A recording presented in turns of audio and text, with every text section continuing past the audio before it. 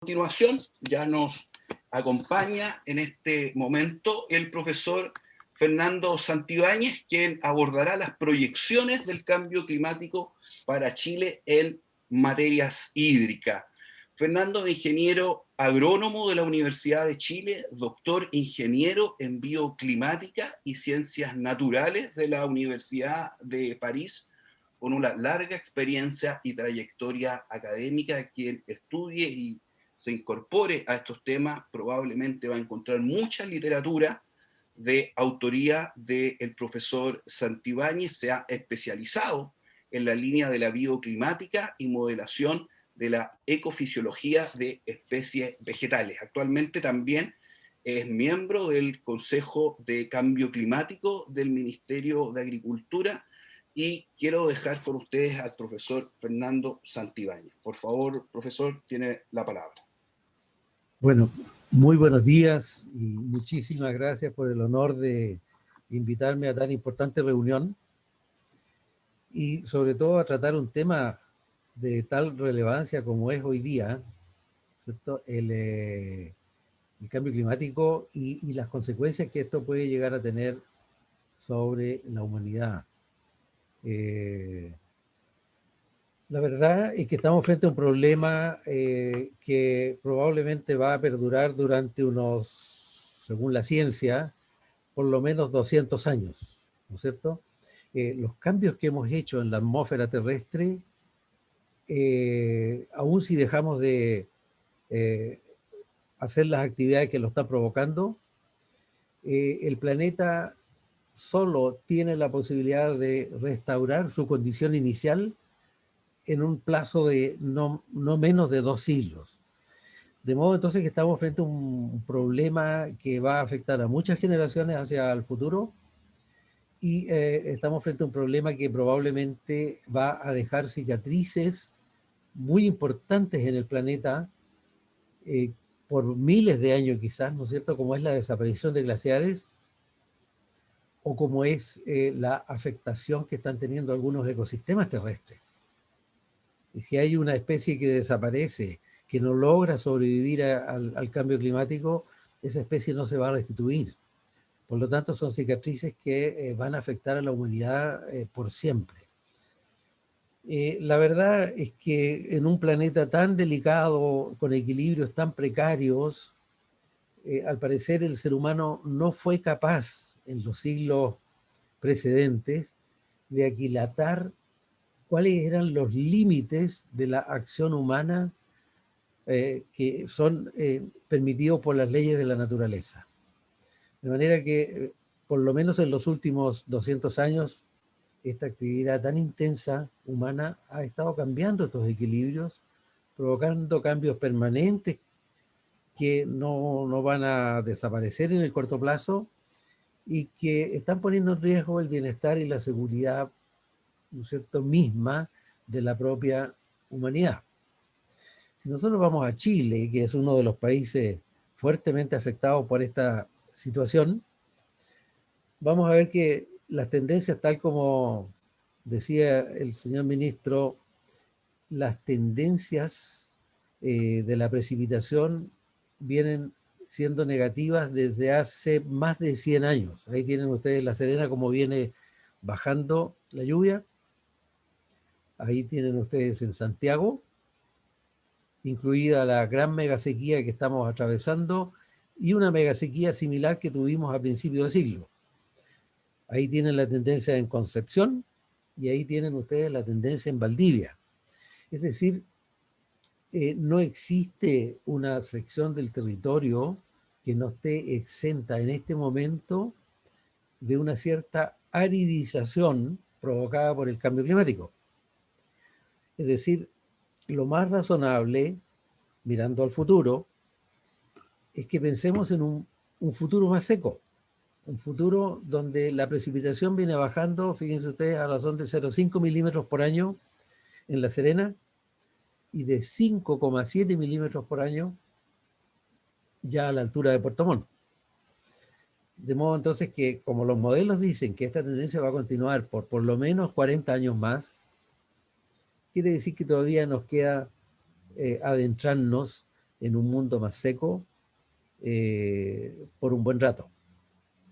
¿Qué es lo que ha estado pasando para que entendamos esto?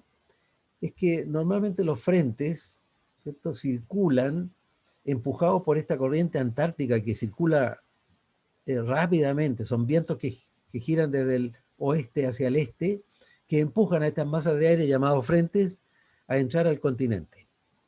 Bueno, lo que ha pasado en los últimos años es que este anillo antártico, que es el verdadero motor, ¿no es cierto?, que tienen los frentes, se ha retraído más hacia la Antártica. Y por lo tanto los frentes se van alejando, van circulando igualmente, pero en una trayectoria mucho más patagónica. Por lo tanto les cuesta mucho más llegar hasta la zona central. Y se agrega a eso que el anticiclón, este centro de alta presión, se ha desplazado también hacia el sur, bloqueando la pasada de los frentes. O sea, hay dos motivos muy poderosos para hacer que en esta parte del mundo la precipitación vaya bajando. Y si ustedes miran, esa es la precipitación que teníamos el año 2015, lo más seco acá en la zona central, y lentamente se va poniendo más húmedo. Hacia el año 2050 vamos a tener un avance más o menos así. O sea, se van a desplazar las líneas de precipitación en el orden de los 200 kilómetros, más o menos. También vamos a tener un futuro un poco más caliente, ¿no es cierto? Los regímenes climáticos se van desplazando, de modo que las temperaturas también, ahí tienen ustedes más o menos la proyección que dan los modelos, se alzaría más o menos entre 2 grados y medio la temperatura en promedio. La aridez global del clima, eso es hoy día y eso sería hacia el año 2050. O sea, lo que hoy día vemos en Santiago, probablemente lo podemos ver en Curicó. Lo que vemos en Curicó probablemente lo vamos a ver en Chillán. ¿No es cierto? Es más o menos el orden de magnitud de este cambio. Las temperaturas extremas, o sea, las altas temperaturas sobre 34 grados, también se proyectan al aumento. Es decir, en el futuro probablemente vamos a tener mucho más frecuencia de eventos de golpes de calor que afectan enormemente a ciertos tipos de vegetales, incluidas las plantas cultivadas. O sea, aquí tenemos un problema. A la agricultura le va a costar mucho más mantener los rendimientos en un ambiente, ¿no es cierto?, de extremos climáticos como son estos golpes de calor, o con mayor razón todavía las sequías. Y es por eso que la frecuencia con que hemos tenido que estar decretando emergencias agrícolas va al parecer en aumento en el tiempo y también en términos de cobertura territorial. Es decir, antiguamente teníamos emergencias en la zona central hasta Talca, ¿no es cierto? Hoy día tenemos emergencias que llegan hasta Osorno, incluso más allá. Hemos cometido errores y grandes errores, ¿no es cierto? No hemos dimensionado bien cuáles son los recursos hídricos reales que hay disponibles en cada territorio. De manera que muchas veces hay proyectos de inversión que han sobrepasado los límites de la capacidad de sustento del territorio. Probablemente ahí la culpa es del Estado, ¿no es cierto? El Estado que no ha sido capaz de dimensionar cuáles son las capacidades productivas de cada territorio, de modo de informar o autorizar, ¿no es cierto?, proyectos que no sobrecarguen más allá de lo razonable al territorio. Eso es un paradigma que a futuro tenemos que tener muy en cuenta. Tenemos que tener la información en la mesa. Cada territorio, qué capacidad de sustento tiene, agua para cuánta agricultura hay de manera segura, espacio, cuánto espacio hay, porque hay que dejar espacio a los ecosistemas naturales. No podemos quitarle todo el espacio a los ecosistemas naturales tampoco. Bueno, dimensionemos aquello. Cada territorio, ¿no es cierto?, hasta dónde puede ser usado el territorio y con qué intensidad puede ser usada. porque necesitamos dejarle un país a las generaciones que vienen, ¿no es cierto? Un país en las mismas condiciones que lo hemos recibido nosotros. Bueno, de alguna manera el cambio climático le está cambiando la cara al planeta entero. Hay ecosistemas que están en regresión, ¿no es cierto? Ahí hubo un Maitén alguna vez, hoy día hay un Palo Seco, ¿no es cierto? Esto es cerca de Santiago. Ahí hay un lecho de río que está prácticamente seco, ¿no es cierto? Y el problema es que no es solo un río seco. Cuando un río baja en exceso su caudal, hay cientos de ecosistemas que están siendo afectados ahí y que empiezan un proceso de regresión, ¿no es cierto?, que muchas veces llega a niveles de no retorno. Entonces, aquí no solo hay un drama productivo, también hay un drama para el patrimonio natural del país y que después de unos 200 años vamos a lamentar. Ahora la paradoja de este país, ¿no es cierto?, es que si bien tenemos regiones en el norte donde ya se instaló un déficit crónico de agua, es decir, la demanda claramente hoy día supera a la oferta, hay una parte del territorio donde la oferta todavía supera largamente a la demanda. La discusión la tenemos en que, ¿cuál es la oferta? ¿No es cierto? Porque hay una corriente que dice, no, es que no hay oferta, porque el agua que va por los ríos tiene que seguir por los ríos y tiene que llegar al mar, ¿no es cierto? Porque eso cumple un rol ecológico. Claro, es cierto, pero también es cierto que el ser humano tiene la posibilidad de intervenir dentro de ciertos límites, respetando los equilibrios, ¿no es cierto? Intervenir de modo de poder hacer un uso económico de los recursos, porque si no fuese así no podríamos vivir en el planeta, no podríamos producir alimentos, ¿no es cierto? Porque cualquier acción es una distorsión, ¿no es cierto?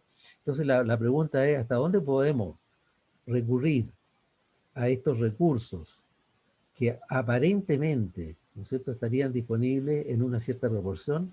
Bueno, tenemos que saber cuál es esa proporción, cuáles son los caudales ecológicos, hasta dónde podríamos usar parte de esos recursos para resolver el problema hídrico.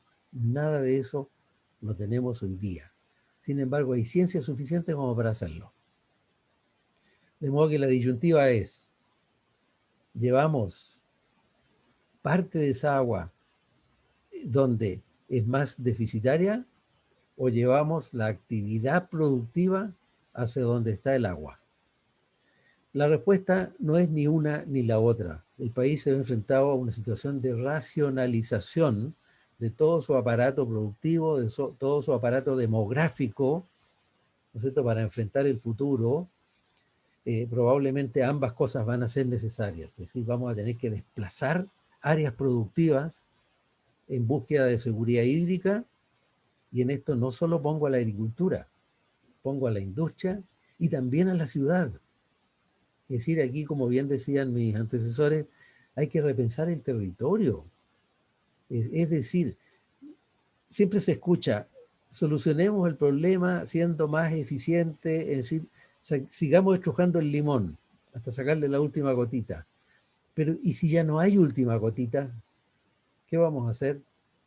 Bueno, lo más racional sería ir creando polos de desarrollo del país de manera más sustentable en lugares donde la capacidad de soporte del territorio permite ese desarrollo.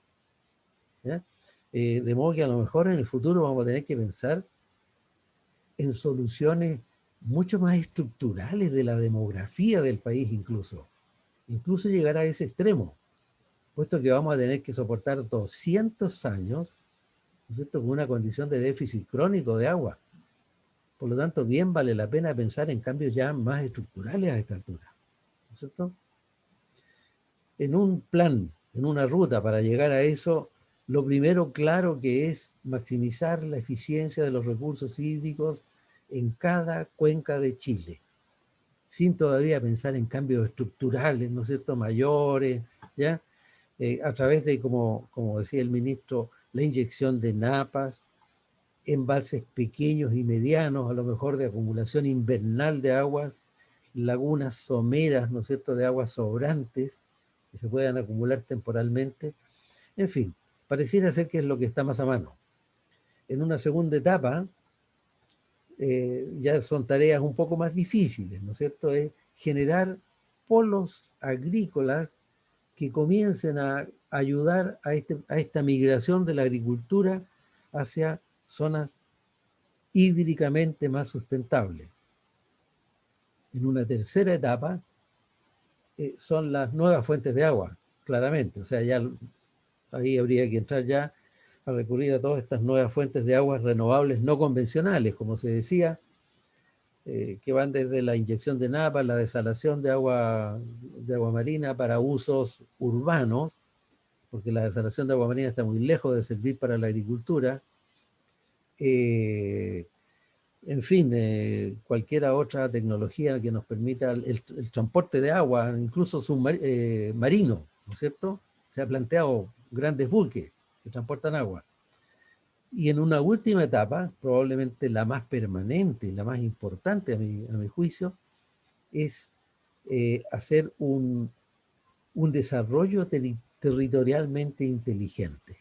Es decir, vayamos haciendo las cosas que cada territorio puede soportar, para lo cual hay que conocer perfectamente cuál es la capacidad de sustento del territorio para sustentar una minería, una agricultura, una ciudad, ¿no es cierto? ¿De qué tamaño pueden ser esas ciudades, esas mineras, esas agriculturas, ¿no es cierto?